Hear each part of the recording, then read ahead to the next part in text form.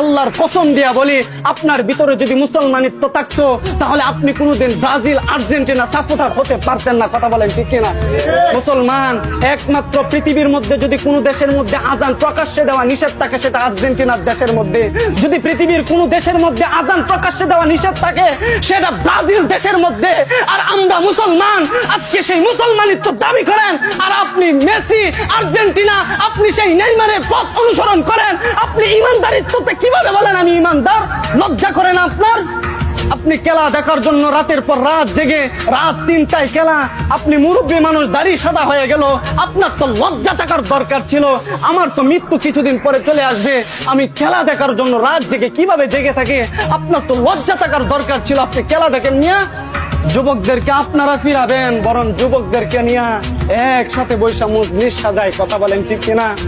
মজলিস সাজায়। আমি আফসোস করে বলে যাই, এই বিশ্বকাপ আসছে শুধু মুসলমানদেরকে একটা ফাঁদের মধ্যে ফেলার জন্য।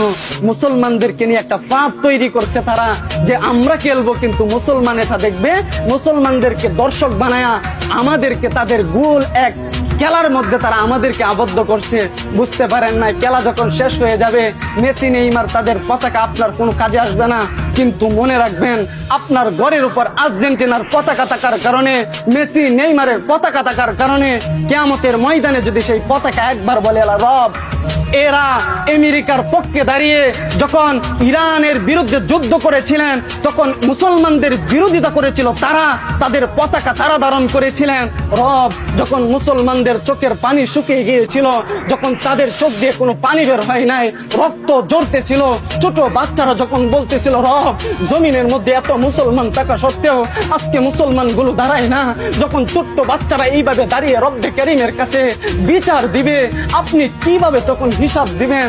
আপনার পতাকায় তখন বলে দিবে রব এরা জাহান্নামী, এদেরকে জাহান্নামে দিয়ে দেন।